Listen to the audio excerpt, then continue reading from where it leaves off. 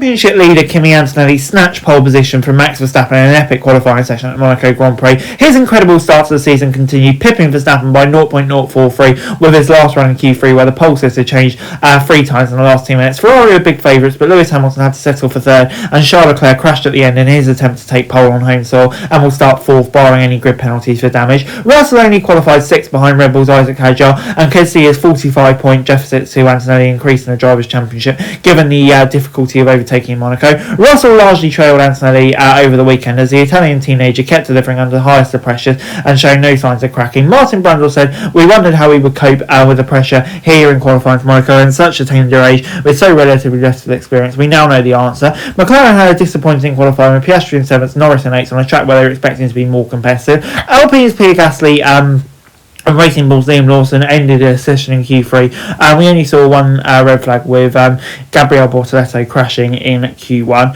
But Ferrari 1-2 in both Friday practices made them favourites to go through. But Antonelli found pace in the final practice. Verstappen was not expected to be in the competition as he was nearly 1 second off the pace. But he was second in Q1, top Q2 and proved a serious threat. Antonelli took provisional pole after the first Q3 runs by 0.001 from Verstappen. But Leclerc did not have a representative time due to making a turn 4 mistake. To avoid potential yellow or red flags, he sent early and had the whole track to himself and went fastest to the light of the crowd, but there was still some time for others to respond, and Verstappen was first to go for it, setting the fastest first sector and powering to provisional pole by 2/10 with Hamilton joining in on the front row. Antonelli though landed the last punch with a special Monaco lap, just denying Verstappen and perhaps more importantly inflicted another blow on George Russell down in 6th. It was one of those laps where he pulled it all together. I call it the magic lap, he said. It was such close qualifying match. The first runs of Q3 was just 1 millisecond between us, but I knew the last lap was good and I was just hoping it would be enough, and it was very close, and I'm very happy with that. Massive thanks to the team,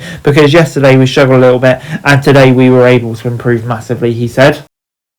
And before I go, let me run you through the classification for qualifying. Antonelli on pole position. I mean, yeah, incredible. I didn't really see that coming, but it was a fantastic lap. Verstappen right in the mix as well. I think both were really pleased with that. Verstappen probably just disappointed to miss out, or if anything. I think Hamilton in 3rd will be a bit disappointing given the pace Ferrari showed, but he can still work from that position, I guess, if he gets a good start or whatever. Leclerc 4th will be really disappointed. Few that there is probably cost him a chance of fighting with the likes of Antonelli and Verstappen. Hadjar in 5th, credit to him. That's what the Red Bull need, their second driver.